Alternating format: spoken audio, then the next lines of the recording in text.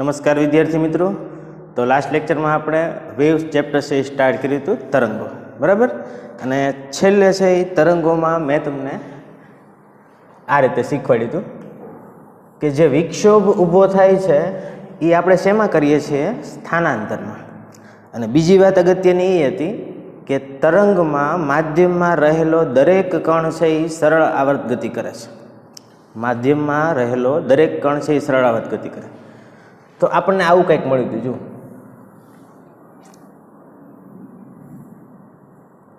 આ લેખમાં મેં અહીંયા એ બધા જ જે કણો છે એના સ્થાનાંતર લખ્યું હતું.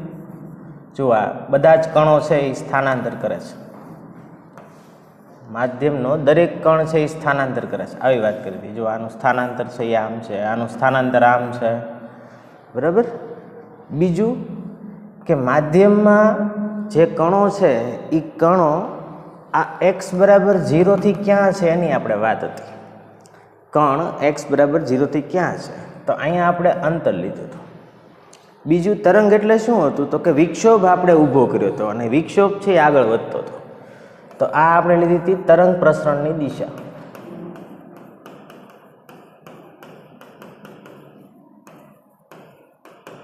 આ શું હતું? તરંગ પ્રસરણની દિશા. વિક્ષોભ આગળ વધે છે. વિક્ષોભ આગળ વધે એટલે શું થાય છે? જે કંઈ કણ નિયત અંતરે આવતો જાય એ દોલનો કરવાના સ્ટાર્ટ કરી દેશે. આલેખ આપણને કંઈક આવો મળે છે. તો આ વાય વિરુદ્ધ એક્સનો આલેખ હતો. બીજી આપણે એ વાત કરી હતી કે આ વાય છે એટલે કે કોઈ પણ કણનું સ્થાનાંતર, કોઈ પણ કણનું સ્થાનાંતર. તો આપણને શું ખબર હોવી જોઈએ કે એ કણ ક્યાં છે પહેલાં તો, બરાબર. તો એ કણ ક્યાં છે એના માટે આ એક્સ લીધેલો છે. તો આ x બરાબર 0 ધારો કે આ કણની આપણે વાત કરીએ તો એ થોડાક અંતરે છે. હવે આ કણનું સ્થાનાંતર કેવું છે? તો આ કણ છે એની સરળ આવર્ત ગતિ આ રીતે થવાની છે. તો એ y છે જે તે કણનું સ્થાનાંતર, ધારો કે આ કણ છે અહીંયા, બરાબર, એના સ્થાનાંતરનું સૂત્ર લખું તો પહેલાં તો એ કણ ક્યાં છે એ જરૂરી છે. તો y છે એ x ઉપર આધાર રાખે એટલે આપણને ખબર પડશે કે કયા કણની વાત થાય છે, બરાબર. અને બીજું તમને ખબર છે એ જે કણનું સ્થાનાંતર થાય છે એ સમય ઉપર તો આધાર રાખે જ છે, કારણ કે સરળ આવર્ત ગતિ આપણે જોઈ હતી. એ સરળ આવર્ત ગતિમાં વાયનું ઇક્વેશન શું મળ્યું હતું? તો કે a sin omega t plus phi. તો સમય ઉપર તો સ્થાનાંતર આધાર રાખે જ છે. તો ખબર પડી. પહેલાં તો કયા કણની વાત કરવાની છે એના માટે x છે, અને એ જે કણ છે એ કયા સમયે કેટલું સ્થાનાંતર કરે છે એના માટે t છે, બરાબર. તો y છે એને આપણે લખ્યું હતું y is function of x and t. એનો મતલબ શું થયો? y x અને t બંને ઉપર આધાર રાખે છે. પછી વાત કરી હતી આપણે વિકલ સમીકરણની.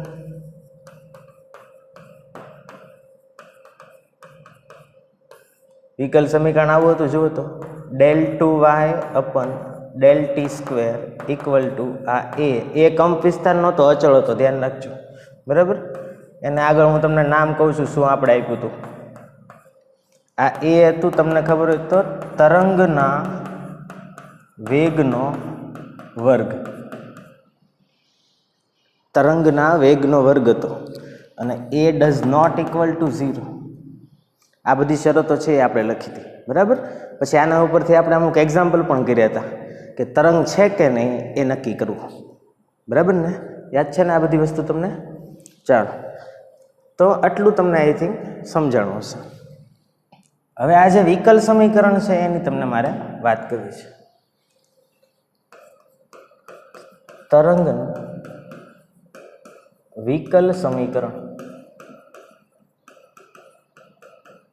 તરંગનું વિકલ સમીકરણ. તરંગનું વિકલ સમીકરણ એટલે તરંગની અંદર જે પણ કણો છે બધા, એ તમામ કણો છે એ સરળ આવર્ત ગતિ કરે છે. એના જ કારણે તરંગ છે એ ઉદ્ભવે છે, બરાબર. આપણે વાત કરી હતી વિક્ષોભ આગળ વધે. તો તમે વિક્ષોભ કયા સ્વરૂપમાં આપો છો? સ્થાનાંતરના સ્વરૂપમાં. અને એ સ્થાનાંતર છે એ આગળ વધે છે.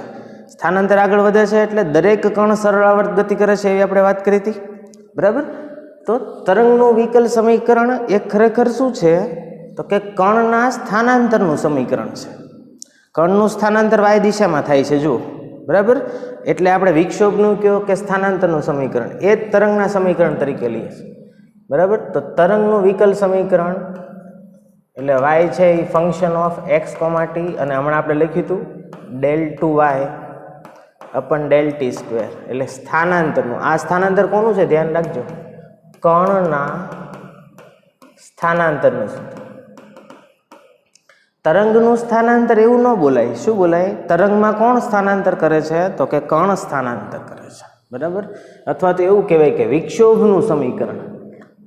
તો આ બધી વસ્તુઓ તમારે યાદ રાખવાની છે. હું જે કાંઈ શબ્દ બોલું છું એ બધું વ્યવસ્થિત ધ્યાન રાખવાનું. તો આવું આપણને વિકલ સમીકરણ મળ્યું, બરાબર. હવે આ વિકલ સમીકરણનો ઉકેલ છે એ ખૂબ જટિલ છે. વિકલ સમીકરણનો ઉકેલ છે એ ખૂબ જટિલ છે.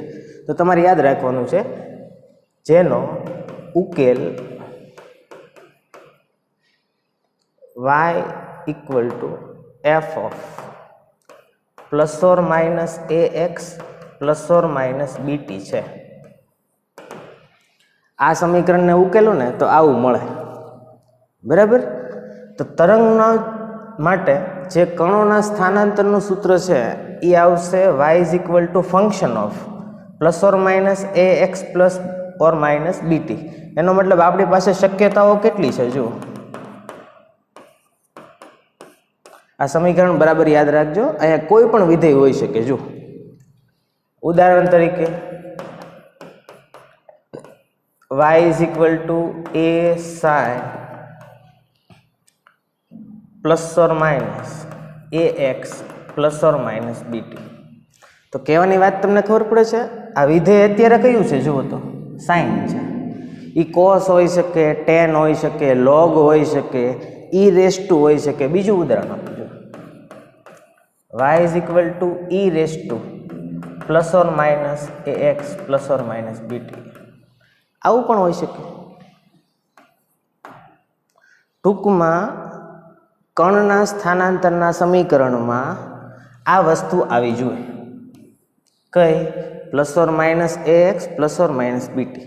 હવે આ પ્લસ ઓર માઇનસ લખ્યું છે ને આ વિધેયને, એની શક્યતાઓ લખું છું. તો પહેલી શક્યતા કઈ થાય જુઓ તો y equal to F of A X plus B T. આવી એક શક્યતા થાય. બીજી શક્યતા કઈ થાય? y equal to F of A X minus B T. સમજાણું? આ જુઓ, એ એક્સને પ્લસ રાખીને મેં એકવાર બીટીને પ્લસ લીધું અને એકવાર બીટીને માઇનસ લીધું. એ એક્સને પ્લસ જ રાખેલા છે. એ એક્સ છે કેવું રાખેલું છે? પ્લસ રાખેલું. જુઓ ત્રીજી શક્યતા કેવી થાય જુઓ. હવે y equal to F of minus A X minus B T થયું. y is equal to minus A X minus B T. હવે હું આ એ એક્સને કેવા રાખું છું? માઇનસ રાખું છું.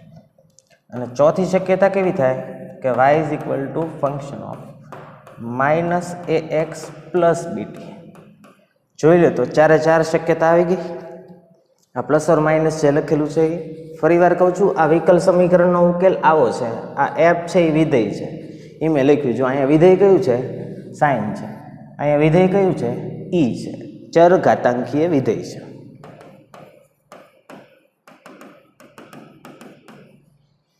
સમજાણું?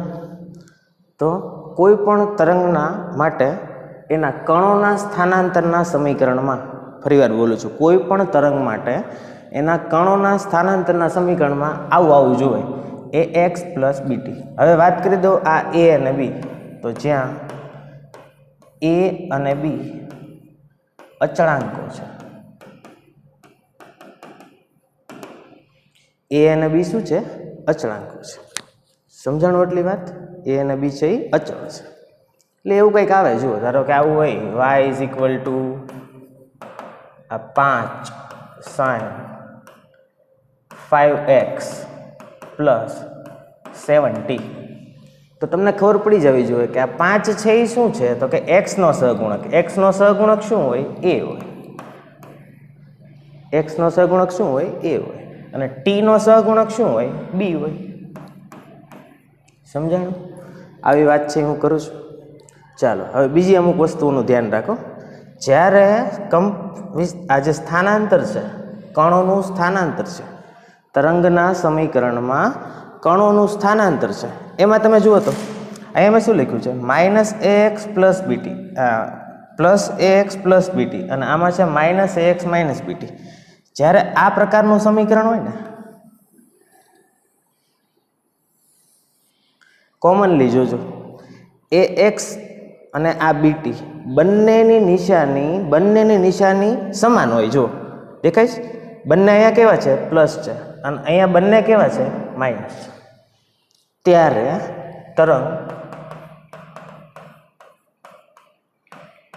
ઋણ x દિશામાં ગતિ કરે. યાદ રાખજો જ્યારે ax અને બીટી બંનેની નિશાની સમાન હોય, અહીંયા બંને પ્લસ છે અહીંયા બંને માઇનસ છે, ત્યારે તરંગ ઋણ x દિશામાં ગતિ કરે. યાદ રાખવાનું. અને આ આખું જુઓ તો તમને આઈડિયા આવી ગયો હશે. ax અને બીટી બંનેની નિશાની અલગ અલગ છે. અહીંયા ax પ્લસ છે તો બીટી માઇનસ છે, અહીંયા ax માઇનસ છે તો બીટી પ્લસ છે. તો ત્યારે તરંગ ધન x દિશામાં ગતિ કરે. ધન x દિશામાં ગતિ કરે. આટલું મગજમાં ઉતારી લેજો. આ વિકલ સમીકરણ છે, એનો ઉકેલ આવો છે. તો એમાં આપણને 4 શક્યતા મળે, બરાબર. અને જો બંનેની નિશાની ax અને બીટીની સરખી હોય તો તરંગ ઋણ x દિશામાં ગતિ કરે, અને જો બંનેની નિશાની અલગ અલગ હોય તો ધન x દિશામાં ગતિ કરે, બરાબર. જો આવું છે.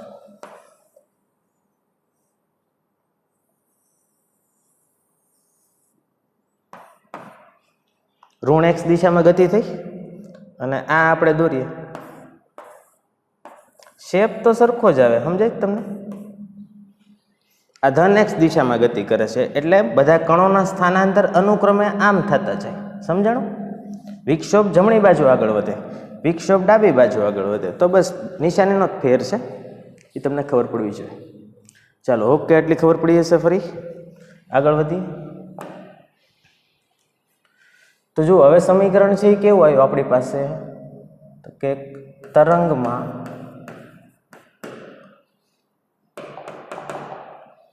તરંગના સમીકરણ માટે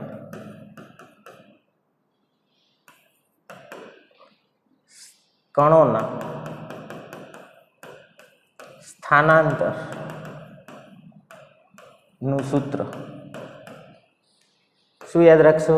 y is equal to f of plus or minus ax plus or minus B T. આની 4 શક્યતાઓ તમને હવે ખબર પડી જાય છે. સ્થાનાંતરનું સૂત્ર શું છે? y is equal to f of plus or minus ax plus or minus B T. આ f ગમે તે હોઈ શકે, બરાબર. Sine, cos, tan, e raise to હોય, કોઈ પણ વસ્તુ હોઈ શકે. આ જનરલી યાદ રાખો. હવે વાત કરવી છે આપણે તરંગના વેગની. તરંગનો વેગ. તરંગનો વેગ એનો મતલબ શું થાય સમજજો, કે તરંગ કેટલા વેગથી આગળ વધે, એટલે જે વિક્ષોભ કેટલા વેગથી આગળ વધે એની વાત કરું છું. વિક્ષોભ કેટલા વેગથી આગળ વધે, સમજાણું? કેટલું ઝડપી છે, કેટલું ધીમું છે, એ નક્કી કરીએ છીએ. જુઓ, આ વસ્તુ આમ આગળ વધતી એવું તમને લાગે છે? આગળ વધવાનું કારણ ખબર પડી ને? પહેલાં અહીંયા દોલનો છે એ સ્ટાર્ટ થાય, પછી અહીંયા દોલનો છે એ સ્ટાર્ટ થાય, પછી અહીંયા દોલનો સ્ટાર્ટ થાય. તો અલગ અલગ કણ છે એ બધા જ દોલનો છે એ કરે. જો દરેકે કણ છે એ દોલન કરે છે, ખાસ વસ્તુ યાદ રાખજો. અને એ દરેક કણો માટે સ્થાનાંતરનું સમીકરણ આવું છે, બરાબર. તો એ જે આગળ વધે છે એવું તમને દેખાય છે, એને કહેવાય છે તરંગનો વેગ. કે આ જે તરંગ આપણને મળ્યું આ બધા સ્થાનાંતરના કારણે એ કેટલી ઝડપથી આગળ વધે છે એ હવે આપણે ગણવું છે. તો એની માટેનું ફોર્મ્યુલા છે એ લખજો. તરંગનો વેગ ઇક્વલ ટુ, માનાંકમાં લખાવું છું, માનાંકમાં ટી નો સહગુણક, ટી નો સહગુણક છેદમાં એક્સ નો સહગુણક.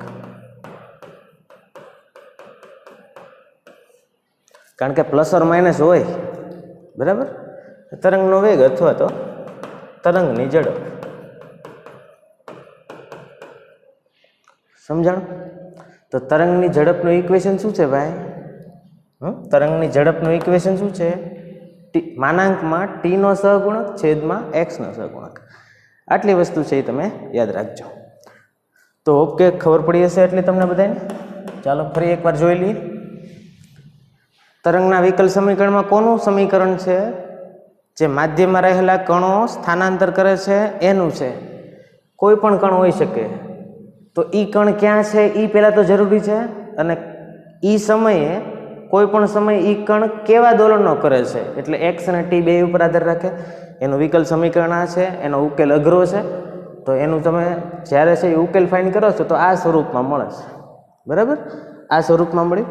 એ કેવું હોય વિધેય? એ મેં તમને કીધું, સાઇન, કોસ, ઈ એવા બધા વિધેય હોય. 4 શક્યતાઓ મળી, આ 4 મળી. એમાં પછી પાછું જોયું બેયની નિશાની પ્લસ હોય એ એક્સ અને બીટીની, અથવા બેયની માઇનસ હોય તો તરંગ ઋણ એક્સમાં ગતિ કરે, અને જો બંનેની નિશાની છે એ અલગ અલગ હોય તો ધન એક્સમાં ગતિ કરે. તો જરૂરી વસ્તુ શું મળી આવે આપણને? કે કેટલી ઝડપથી આગળ વધતું હોય એવું તમને લાગે છે. બરાબર? જે દોલનો થાય છે એની ઝડપની વાત નથી કરતો, દોલનોની ઝડપની વાત નથી. સમજાય છે? તરંગ કેટલી ઝડપથી આગળ વધે છે એની વાત કરું છું. વિક્ષોભ કેટલી ઝડપથી આગળ વધે છે એની વાત કરું છું. એક વસ્તુ મગજમાં ક્લિયર રાખજો, કણનો વેગ એટલે દોલનનો વેગ. બરાબર? એ તરંગનો વેગ નથી. દોલનો આમ થાય છે અને તરંગ છે એ આમ આગળ વધે. તો હું અત્યારે વાત કરું છું તરંગના વેગની વાત કરું છું. દોલનોનો વેગ આમ છે, જુઓ. એ પ્લસ માઇનસ આપણે જોઈ ગયા છે સરળાવત ગતિમાં. બરાબર? અને તમને બધાને આવડે છે. હવે વાત કરું છું તરંગ કેટલી ઝડપથી આગળ વધે છે, વિક્ષોભ કેટલી ઝડપથી આગળ વધે છે, ઉર્જા કેટલી ઝડપથી આગળ વધે છે, એની વાત છે એ થાય છે. તો એનું સમીકરણ છે એ તમે શું યાદ રાખશો? જો વિધેય આવું હશે તો એમાં તરંગના વેગ અથવા ઝડપનું સૂત્ર શું આવશે? ટીનો સહગુણક છેદમાં એક્સનો સહગુણક. આટલી વાત ક્લિયર થાય છે? તો એક્ઝામ્પલ ઉપર જઈએ હવે આપણે. નીચેનામાંથી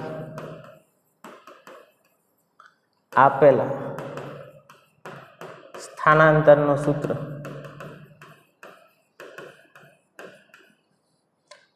તરંગ માટે છે કે નહીં તે નક્કી કરો. બરાબર? આવા સ્વરૂપમાં છે કે નહીં એ આપણે નક્કી કરવાનું છે. બીજું તમને એક અગત્યની વસ્તુ કહી દઉં કે વાય એ એક્સ અને ટીની દરેક કિંમત માટે વ્યાખ્યાયિત હોવો જોઈએ. આઈ થિંક લાસ્ટ લેક્ચરમાં પણ તમને લખાયું હતું. વાય એ એક્સ અને ટીની દરેક કિંમત માટે વ્યાખ્યાયિત હોવો જોઈએ. એનો મતલબ છે એ શું થાય? Y does not equal to infinite. સમજાણું? વાયની કિંમત ક્યારેય અનંત થવી જોઈએ નહીં, વ્યાખ્યાયિત હોવો જોઈએ. ક્લિયર? ચાલો, તો એ તરંગ થશે, નહીંતર નહીં થાય. ઉદાહરણો છે હવે આપણે લખીએ ને, વધારે આઈડિયા આવે. તો પહેલું છે એ લખજો, Y equal to 1/2x + 3t. એમાં આપણે નક્કી કરશું કે આ તરંગ છે કે નહીં. બીજું લખો, y equal two e⁻x - vt whole square. આ તરંગ છે કે નહીં એ આપણે નક્કી કરવાનું છે. ત્રીજું લખો, y equal two x - 2t². x - 2t². એ તરંગ છે કે નહીં એ નક્કી કરો. બરાબર? આ 3 ગણીએ પછી બીજા જોઈએ. ધ્યાન શું રાખવાનું ભાઈ? આપણે ધ્યાન શું રાખવાનું? નક્કી કરો કે નહીં તરંગ છે કે નહીં એની માટે નક્કી શું રાખવાનું? તો કે Y does not equal to infinite, અથવા તો વ્યાખ્યાયિત હોવો જોઈએ.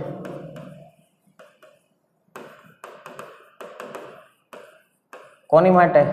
તો કે એક્સ અને ટીની દરેક કિંમત માટે.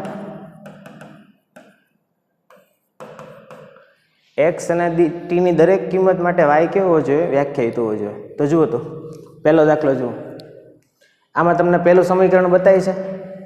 કયા સમીકરણની વાત કરું છું? y is equal to F of plus or minus A X plus or minus B T. આની જેવું દેખાય છે? તો કે આ છે, જુઓ તો એ એક્સ પ્લસ બીટી દેખાય છે એવું. ચાલો કોઈ વાંધો નહીં. હવે નક્કી શું કરવાનું? વાયની કિંમત ઇન્ફાઇનાઇટ ન થવી જોઈએ. તો જુઓ તમને હું આદર્શ પરિસ્થિતિ શીખવાડું છું. અહીં જો આ 2x પ્લસ 3t છે એની કિંમત છે એ કોઈક વાર 0 થઈ જાય. પહેલાં તો આ ચેક કરવાનું કોઈ પણ દાખલામાં. એની કિંમત છે એ 0 થાય તો આ 1/0 થાય, અને 1/0 થાય તો y છે એ કેવો મળે આપણને? ઇન્ફાઇનાઇટ. એ ન થવું જોઈએ ને, સમજાય છે? વાયની કિંમત છે કેવી મળે? ઇન્ફાઇનાઇટ. જો 2x પ્લસ 3t ની કિંમત છે એ ઇન્ફાઇનાઇટ હોય તો વાયની કિંમત કેવી થાય? 0. વાયની કિંમત 0 થાય એ હાલે. વાયની કિંમત 0 થાય એ ચાલે. શું લખ્યું છે? વાય ઇન્ફાઇનાઇટ ન થવું જોઈએ. તો એક શરત મુજબ છે એ થાય છે, પણ જ્યારે હું બીજી શરત લખું 2x પ્લસ 3t બરાબર 0 ત્યારે વાય ઇન્ફાઇનાઇટ આવીને ઊભું રહે છે. તો આ શરત પ્રમાણે એ માન્ય નથી. તો શું લખવાનું? કે y is equal two 2x plus 3t એ તરંગને લાયક સમીકરણ નથી. કેમ નથી એ ખબર પડી ને? આમાં કેસ ફેલ થઈ ગયો. જો 2x પ્લસ 3t 0 થાય તો વાયની કિંમત ઇન્ફાઇનાઇટ થઈ જાય. ઇન્ફાઇનાઇટ બોલે તો અવ્યાખ્યાયિત. વ્યાખ્યાયિત હોવી જોઈએ એવું લખે સામે. બીજું ઇન્ફાઇનાઇટે ચાલે, વાયની કિંમત 0 થાય તો ચાલે, પણ કોઈ પણ એક કેસ પણ ફેલ થઈ જાય તો આ તરંગને લાયક નથી. બરાબર? આમાં ચેક કરીએ. ચાલો હવે આમાં કઈ કઈ કિંમતો ચેક કરાય જુઓ તો. ધારો કે જો પહેલાં તો ઓલું સમીકરણ છે કે નહીં એ જોઈ લેવાનું. જુઓ તો એક્સનો સહગુણક 1 તો એક્સનો સહગુણક એ, તો અહીંયા એક્સનો સહગુણક 1 છે. ટીનો સહગુણક બી, તો અહીંયા ટીનો સહગુણક વી છે. તો છે તો ખરી એવું. વિધેય કયું છે? ઈ રેસ ટુ. આગળ એફ લખ્યો જ ને, એ વિધેય કયું છે? ઈ રેસ ટુ છે. તો ચેક કરીએ. ચાલો x minus v t equal to 0 હોય તો આદર્શ કિસ્સા શીખવાડું જ તમને. જો એકવાર 0 ધારી લ્યો, એકવાર ઇન્ફાઇનાઇટ ધારી લ્યો, એકવાર માઇનસ ઇન્ફાઇનાઇટ ધારી લ્યો. આ બધા આદર્શ કિસ્સાઓ કહેવાય. જોઈ લેવાનું વાયની કિંમત મળે છે કે અનંત થાય છે. અનંત થતી હોય તો તરંગને લાયક નથી, તરંગનું સમીકરણ બની શકે નહીં. બરાબર? અને જો તમને કિંમત આની જેમ મળતી હોય 0 કે કોઈ પણ મળતી હોય તો તરંગને લાયક છે. આમાં આ કિસ્સો ફેલ થઈ ગયો. હવે આમાં ચેક કરીએ. ચાલો x minus v t is equal to 0 તો અહીંયા વાયની કિંમત શું થાય જુઓ તો ઈ રેસ ટુ 0. 0 સાથે ગમે એ ગુણાય 0 તો વાયની કિંમત કેટલી મળે? 1 મળે. તો આ હાલે ને ભાઈ? વ્યાખ્યાયિત કિંમત મળી. બીજો કિસ્સો શીખવાડો. જો એક્સ માઇનસ વીટી ઇન્ફાઇનાઇટ થાય, જો એક્સ માઇનસ વીટી ઇન્ફાઇનાઇટ થાય તો ઈ ઇન્ફાઇનાઇટ થાય તો આવું થાય જુઓ તો y is equal to E raise to minus infinite. ઇન્ફાઇનાઇટનો વર્ગ કરો તો શું થાય? ઇન્ફાઇનાઇટ. અને આની કિંમત શું થાય? 1 ઈ raise to infinite. E raise to infinite A infinite જ થાય, કારણ કે કોઈ પણની ઇન્ફાઇનાઇટ ઘાત કરો તમે. આ ઈની કિંમત છે એ તમને ખબર હશે. એની કિંમત છે એ 2 પોઈન્ટ સમથિંગ છે, 2.72. એ 2.72 ની ઇન્ફાઇનાઇટ ઘાત એટલે ઇન્ફાઇનાઇટ જ થાય, અને 1/માં ઇન્ફાઇનાઇટ થાય એટલે જવાબ કેવો આવે? 0. તો 0 તો હાલે. આ કિસ્સો બરાબર છે. જો x minus v t equal to minus infinite હોય તો હવે જોજો વાય ઇઝ ઇક્વલ ટુ શું થાય જુઓ તો આ માઇનસ ઇન્ફાઇનાઇટનો વર્ગ થયો ને.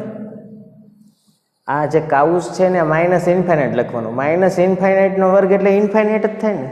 -2 હોય તો એનો વર્ગ શું થાય? 4 જ થાય. તો જુઓ તો minus e raise to minus ઇન્ફાઇનાઇટનો વર્ગ આવું થાય ને. તો એને તમે શું લખો? E raise to minus infinite જ લખાય.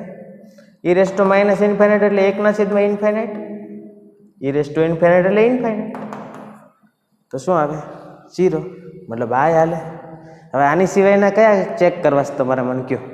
એકવાર 0 લીધું, એકવાર ઇન્ફાઇનાઇટ લીધું, એકવાર માઇનસ ઇન્ફાઇનાઇટ. તો દરેક વખતે આપણને વાયની કિંમત વ્યાખ્યાયિત મળી. જુઓ એકવાર અહીંયા 0 મળી, અહીંયા 0 મળી, 1 મળી, ઇન્ફાઇનાઇટ તો ન થઈ ને, હે ઇન્ફાઇનાઇટ તો ન થઈ. તો એનો મતલબ શું થાય? આ તરંગનું સમીકરણ છે, જે તરંગનું સમીકરણ છે. સમજાણું એટલું? આ તરંગનું સમીકરણ છે. ચાલો હજી એક કરો. અહીંયા જો પહેલાં તો આ જોઈ લો, તો x - 2t ચાલે ને? ax + bt જેવું છે તો ચાલશે.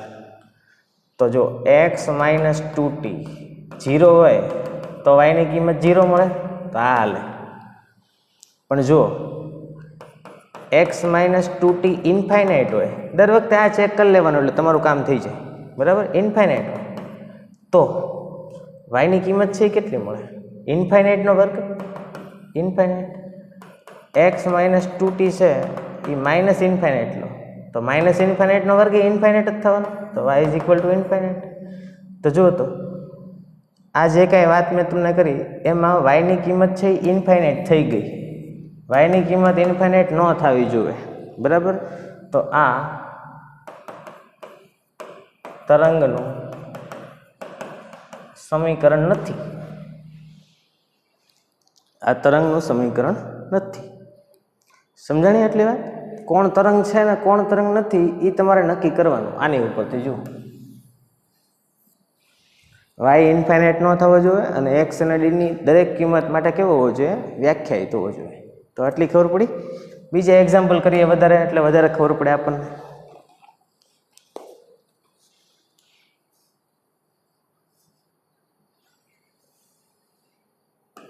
ચોથો એક્ઝામ્પલ લખીએ. y =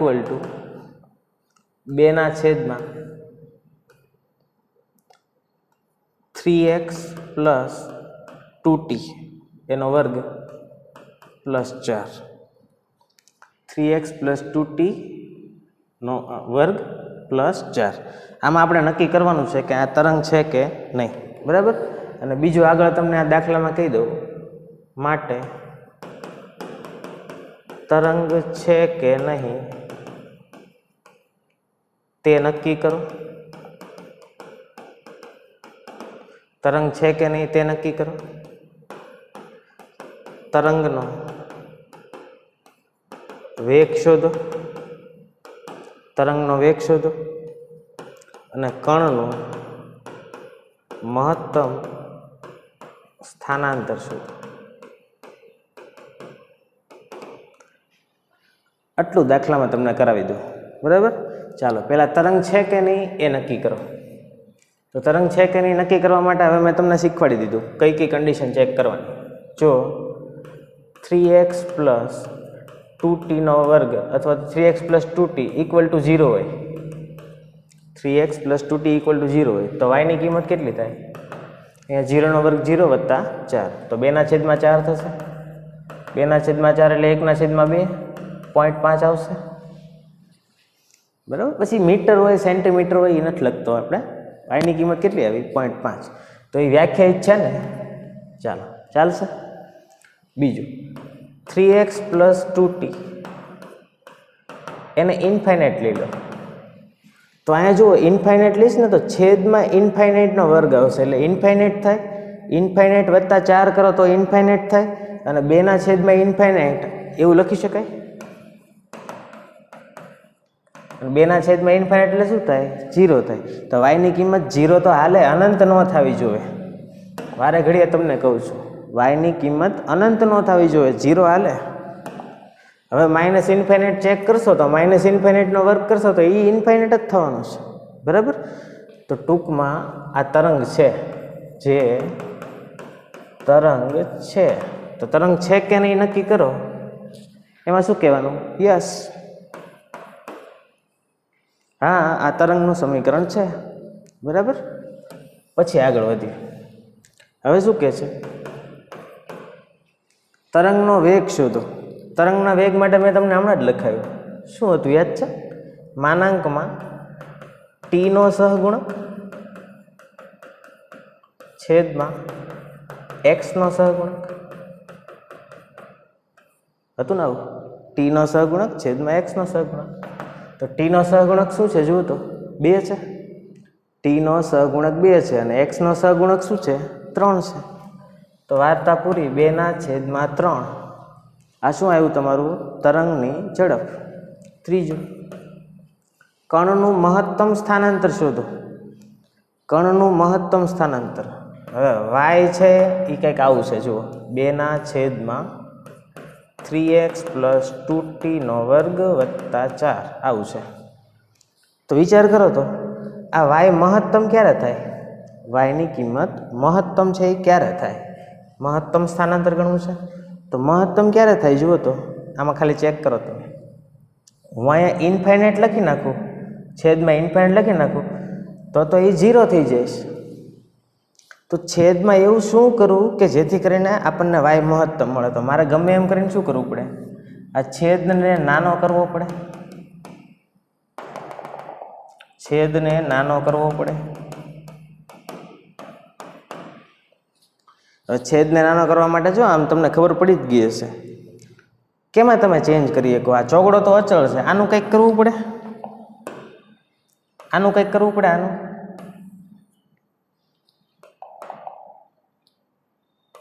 3x + 2t² કંઈક કરવું પડે. પાછો વર્ગ સાથે છે. હવે એક વસ્તુ વિચારો, ધારો કે હું તમને એમ કહું કે આની કિંમત છે એ તમે 0 ધારો. કોને? 3x + 2t 0 ધારો. 0 ધારો તો અહીંયા શું આવશે? y = 2/4 લખું. ધારો કે 3x + 2t = 0 તો y ની કિંમત શું મળી? કે 2/4 0.5 મળે. કોકને એમ થતું હોય કે આ 3x + 2t ની જગ્યાએ માઇનસ ધારો ને, શું થાય તમને? માઇનસ ધારો ને. પણ માઇનસ ધારીશ તો પ્રોબ્લેમ શું થશે? જુઓ, માઇનસ ધારીશ ને તો માઇનસનો પાછો વર્ગ થઈ જશે. ધારો કે મેં -2 ધાર્યા, -2નો વર્ગ કરીશ તો 4 જ થશે. છેદમાં 4 + 4 એટલે 8 થશે. સમજાય છે? 8 થશે અને 2/8 એટલે 1/4. જવાબ તમારો 0.25 આવીને ઊભો રહેશે. તો એ 0.5 કરતાં તો કેવું છે? ઓછું છે ને. 0.25 છે એ 0.5 કરતાં કેવું છે? ઓછું છે. એનો મતલબ શું થયો? કે મારા ફાયદામાં શું છે છેદને નાનો કરવા માટે? તો કે આ ફરજિયાત 3x + 2t ની કોઈ પણ કિંમત વિચાર્યા વગર 0 ધારી લ્યો તો જે વાયની કિંમત મળે છે એ કેવી મળે છે? મેક્સિમમ. તો વાય મેક્સિમમનો જવાબ કેટલો આવશે? 0.5. એનાથી વધારે કિંમત મળે નહીં. બરાબર? બાકી તમને મેં કીધું અહીંયા હમણાં તમે ધારો કે માઇનસ તમે ધારી લો -3 તો -3નો વર્ગ કરો તો 9 + 4 એટલે છેદમાં 13 2/13 એનાથી ઓછું આવશે. તો મેક્સિમમ ક્યારે આવશે? આ પદ છે એ 0 થાય ત્યારે. જો એ આપણે પહેલાં ચેક કરેલું હતું એકવાર. ખબર પડે છે આવા દાખલામાં? તો જુઓ, આ તરંગનું સમીકરણ છે એ પહેલાં ખબર પડી, પછી નક્કી કર્યું આપણે અને તરંગનો વેગ શોધ્યો. સમીકરણ જે મેં તમને લખાવ્યું હતું એ પ્રમાણે. અને તરંગનું માં જે કણોનું સ્થાનાંતર થાય છે એ કેટલુંક મહત્તમ છે એ આપણને ખબર પડી. ક્લિયર થઈ એટલી વાત? હજી એક એક્ઝામ્પલ કરાવું છું એટલે તમે વધારે ક્લિયર થશો.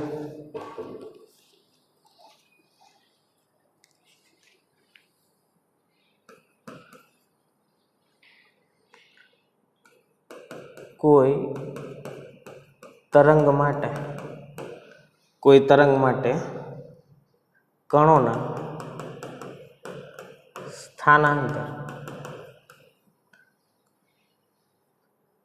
t = 0 સમયે કોઈ એક કણની વાત થાય છે, કણોના સ્થાનાંતરની વાત થાય. y =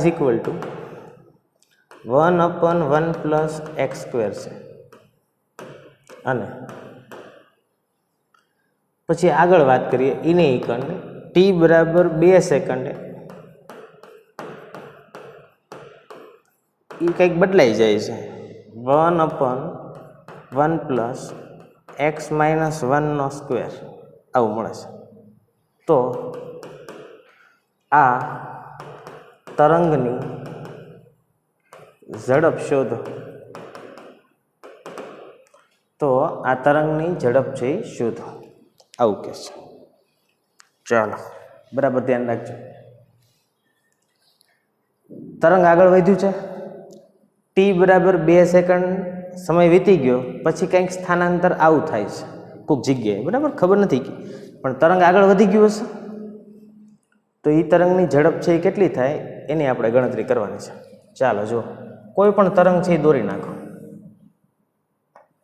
ધારો કે આવો આપણે દોર્યું, બરાબર. સમજી લો ટી બરાબર 0 સમયે આ કોઈ એક કણની તમને વાત કરું, ટી બરાબર 0 સમય, તો એના દોલનો છે એ આવી રીતે થતા હતા. એટલે એની માટે મને ધારો કે સ્થાનાંતર છે એ એટલું મળતું હતું, બરાબર. એવું ને એવું સ્થાનાંતર તમને ખબર છે એ કોકના કોઈક સમયે તો થવાનું જ છે. તો આપણને ખબર પડી જાય કે આ પ્રકારનો વિક્ષોભ છે, આ પ્રકારનો જે વિક્ષોભ છે એ અહીંયા કંઈક પહોંચ્યો. આ પ્રકારનો જે વિક્ષોભ છે એ અહીંયા કંઈક પહોંચ્યો. તો તમે નક્કી કરી શકો ને કે તરંગ આમ ગયું જુઓ, અથવા તો એવું કહો કે તરંગ પ્રસરણની દિશા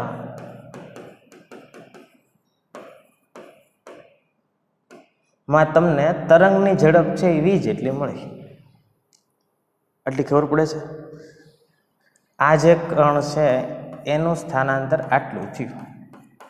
આ જે કણ છે અહીંયા જે પ્રકારનો વિક્ષોભ હતો એનું સ્થાનાંતર આટલું થયું. અહીંયા કોઈ અલગ કણ છે, એના એ કણની વાત નથી કરતો, કારણ કે કણ તો આગળ વધતો જ નથી. એ તો તમને ખબર છે. આગળ શું વધે છે? વિક્ષોભ વધે. તો એવું કહી શકાય કે આ વિક્ષોભ છે એ અહીંયા પહોંચ્યો, આ વિક્ષોભ છે એ અહીંયા પહોંચ્યો, બરાબર. અને એ ક્યારે પહોંચ્યો છે? t = 2 સેકન્ડ કહી શકાય એવું. ચાલો હવે ધ્યાન રાખજો, બરાબર. તમને 2 સમીકરણ આપેલા છે. t બરાબર 0 સમયે y નું સમીકરણ આવું છે અને t બરાબર 2 સેકન્ડે y નું સમીકરણ આવું છે. ધારી લ્યો કે આ જે 2 કણોના સ્થાનાંતર છે એ સમાન છે.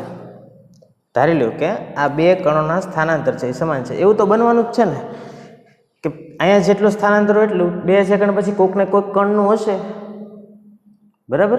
એવું તો થવાનું જ છે. દેખાય છે આમાં જુઓ, આ કણનું સ્થાનાંતર એટલું હતું તો 2 સેકન્ડ પછી આ કણનું સ્થાનાંતર એટલું હતું. એવું તો થવાનું જ છે. તો ધારો કે એકબીજાથી અમુક અંતરે આવેલા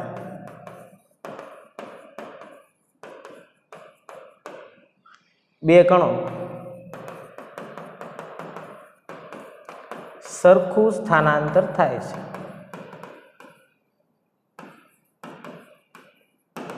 ફરીવાર કહું છું, કણ આગળ નથી વધ્યો. અહીંયા જે વિક્ષોભ પૂરો પાડ્યો એવો ને એવો વિક્ષોભ આપણને 2 સેકન્ડ પછી મળ્યો, એવું આપણે ધારીએ છીએ.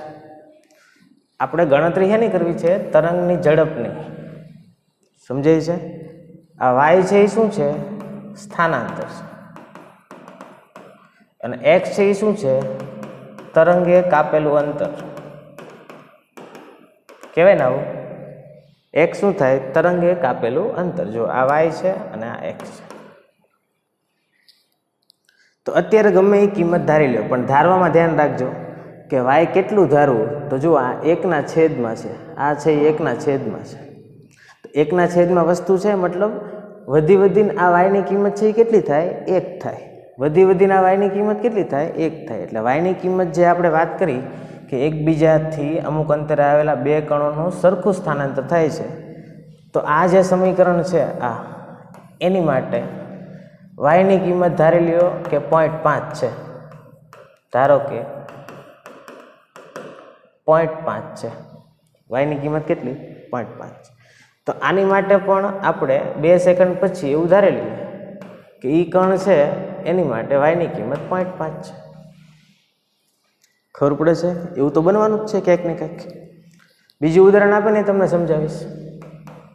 હવે જો વાયની કિંમત 0.5 હોય, વાયની કિંમત 0.5 હોય, એનો મતલબ શું થયો કે 0.5 બરાબર 1/1 + x².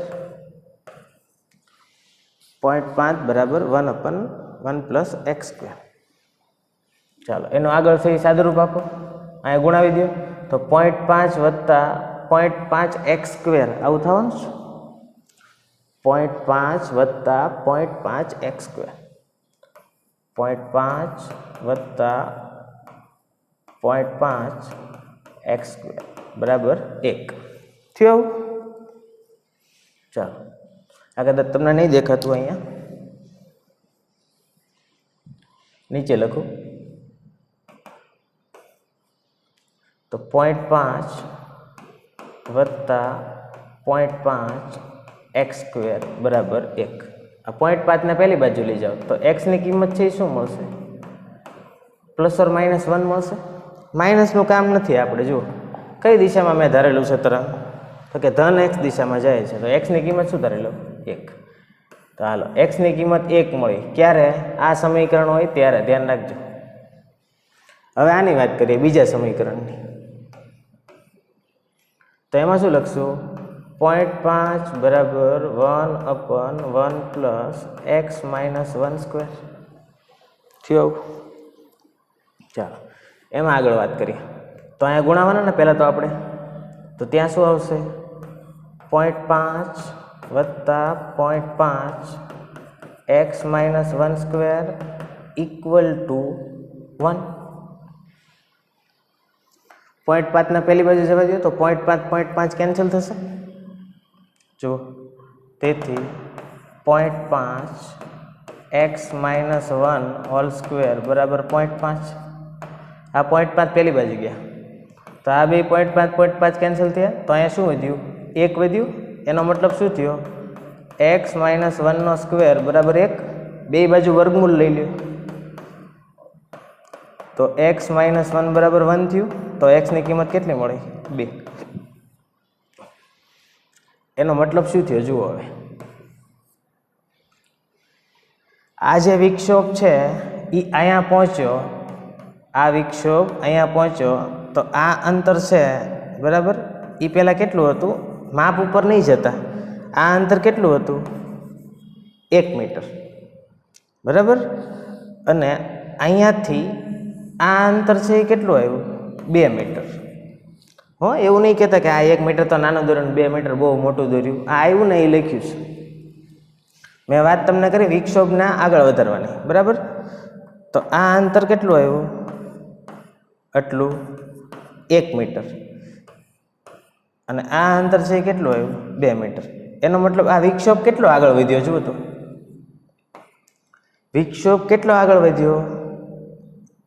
વિક્ષોભ કેટલો આગળ વધ્યો? આ 1 મીટર અંતરે આવો વિક્ષોભ હતો, 2 મીટર અંતરે આ પ્રકારનો વિક્ષોભ હતો. એ બેયના કંપ વિસ્તાર કેવા હતા? અથવા તો જે સ્થાનાંતર થયું હતું એ સ્થાનાંતર કેવું હતું? સમાન હતું બરાબર. આ y બરાબર આપણે 0.5 ધાર્યું અને આ y બરાબર પણ કેટલું છે? 0.5. તો આ અંતર કેટલું થયું જુઓ તો? 1 મીટર થયું. અહીંથી આટલું અંતર છે કેટલું થયું? 1 મીટર થયું. તો હવે તો તમને આવડે ને કે તરંગ આગળ વધ્યું છે તો તરંગની ઝડપ એટલે સ્થાનાંતરના છેદમાં સમય. અહીંયા આપણે ક્યારે ધાર્યો હતો? t બરાબર 0. અહીંયા ક્યારે ધાર્યો હતો? t બરાબર 2. સ્થાનાંતર કેટલું થયું ખબર પડી ને? અહીંયા x ની કિંમત કેટલી આવી? 2 માઇનસ અહીંયા x ની કિંમત કેટલી આવી? 1 ના છેદમાં પહેલા સમય કેટલો હતો? તો કે 0. પછી સમય કેટલો થયો? તો કે 2 સેકન્ડ. તો 2 - 1 એટલે તમારા તરંગની ઝડપ કેટલી આવશે? 1/2 મીટર પ્રતિ સેકન્ડ. સમજાણી એટલી વાત? કોઈ તરંગ માટે સ્થાનાંતર આપેલું હતું તમને, t બરાબર 0 સમયે કોઈ કણનું આવું છે, t બરાબર 2 સેકન્ડે આવું છે. તો આપણે બુદ્ધિ વાપરી શું કર્યું? એ બે સ્થાનાંતર મેં સમાન ધારી લીધા. પણ સમાન ધારવામાં ધ્યાન રાખજો, તમારે y ની કિંમત 1 કરતાં મોટી નથી ધારવાની, કારણ કે સમીકરણ બેયના 1/n છે. જુઓ કદાચ તમને એમ લાગતું હોય તો હાલો 1 ધારીને હું ગણતરી કરું. જુઓ જોતા જજો બરાબર. 1 ધારીને ગણતરી કરું છું. જો પહેલું સમીકરણ શું હતું? y = 1/1 + x². એ ક્યારની વાત હતી? t બરાબર 0.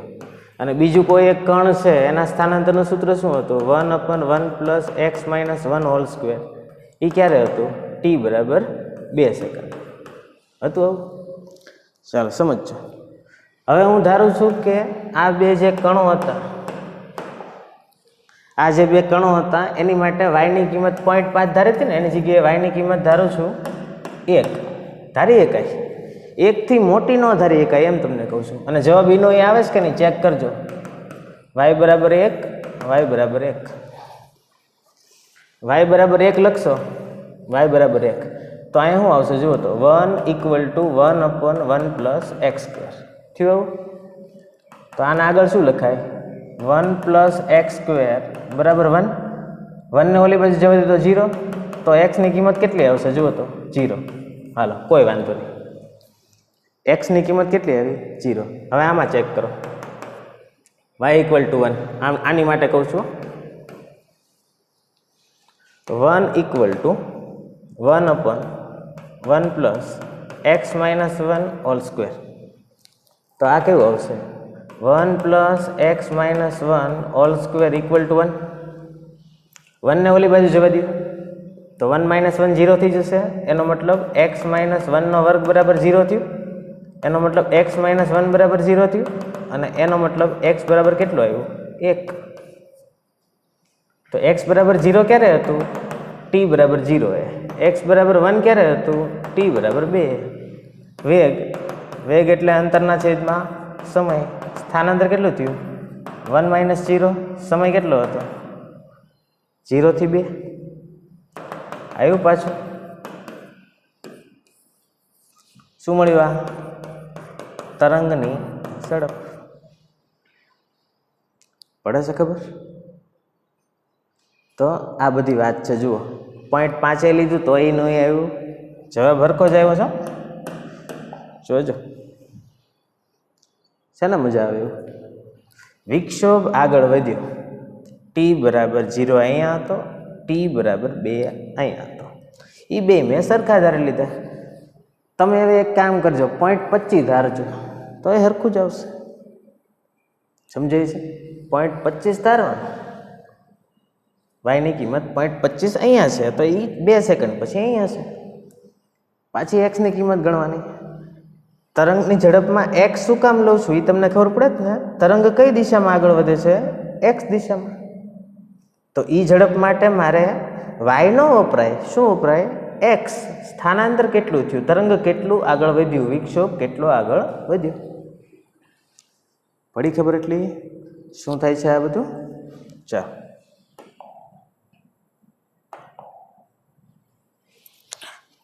હવે આગળ છે એ હું તમને એક એક્ઝામ્પલ હોમવર્કમાં આપું છું, એ બધા કેલ્ક્યુલેટ કરી રાખજો. બરાબર? તો લખજો તમારે હોમવર્કનો એક્ઝામ્પલ.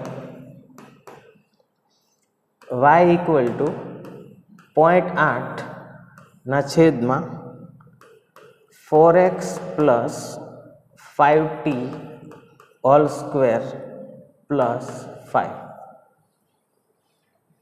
તમારે ગણતરી કરવાની છે. તરંગ કઈ દિશામાં ગતિ કરે છે?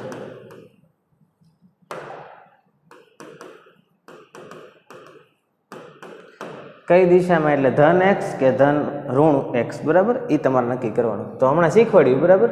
અહીંયા જુઓ, આ x નો સહગુણક અને આ t નો સહગુણક. સમીકરણ કેવું છે? આ ax + bt. બેયની નિશાની સરખી છે.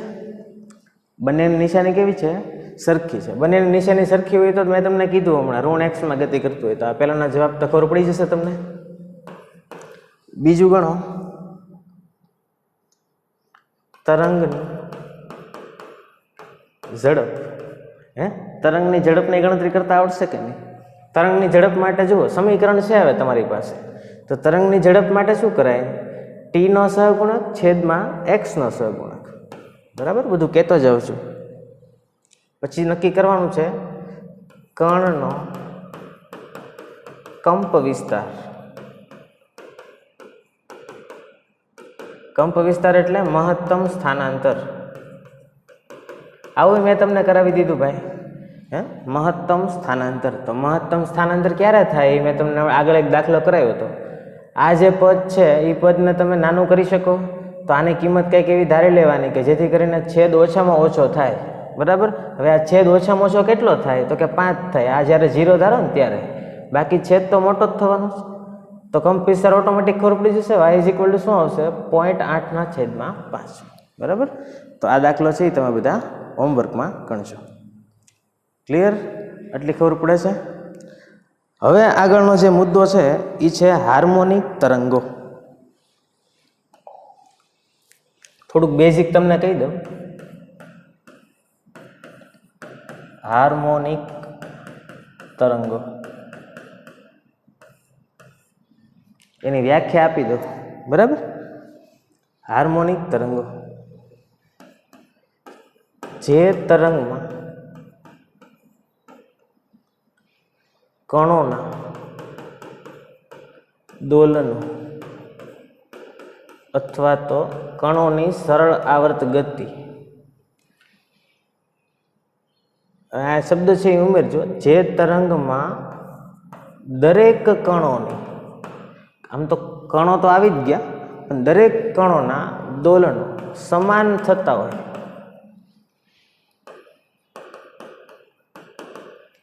તેવા તરંગને હાર્મોનિક તરંગ કહે છે.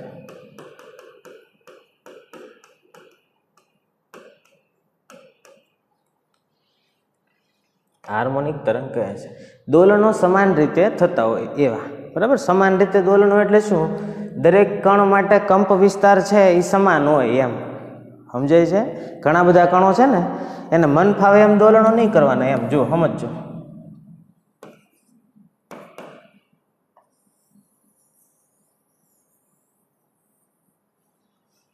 જો ખબર પડે છે? આ કણ છે તો એનો કંપ વિસ્તાર એટલો મળ્યો, આ કણ છે તો એનો કંપ વિસ્તાર એટલો મળ્યો, આ કણનો કંપ વિસ્તાર એટલો મળ્યો, આનો આટલો મળ્યો, આનો પાછો ઓછો મળ્યો. સમજાય છે? આવું ન થવું જોઈએ. આને શું કહેવાય? Non harmonic. વાત કહેવાની ખબર પડે છે? હાર્મોનિક કેવું હોય? જો આમ સરસ મજાનું દેખાતું હોય ને, સાઇન વિધેય જેવું અથવા તો કોસ વિધેય જેવું. જો દરેક કણનો કંપ વિસ્તાર છે એ સમાન, પછી પ્લસ માઇનસ ભલે હોય. દરેક કણનો કંપ વિસ્તાર છે એ કેવો હોવો જોઈએ? સમાન હોવો જોઈએ. એટલે એવું કહેવાય દરેક કણોના દોલનો સમાન થતા હોય. અહીં શબ્દ ઉમેરો હોય તો ઉમેરી દેજો. સમાન કંપ વિસ્તાર સાથે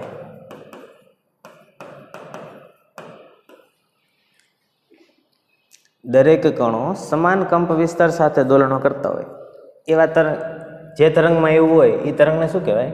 હાર્મોનિક તરંગ. આ તરંગ છે એને કેવું કહેવાય? Non harmonic. ખબર પડી? તો આપણા સિલેબસમાં માત્ર ને માત્ર હાર્મોનિક તરંગો જ છે.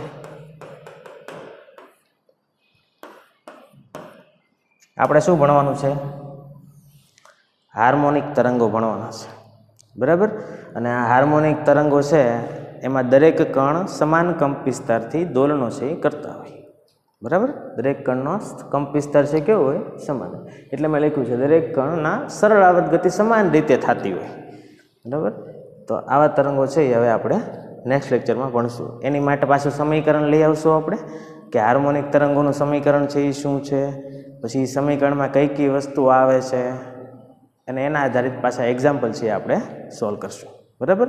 આજનો લેક્ચર છે એ આપણે આટલે સુધી રાખીએ છીએ. બાકીની ચર્ચા નેક્સ્ટ લેક્ચરમાં કરશું. ક્લિયર? Thank you.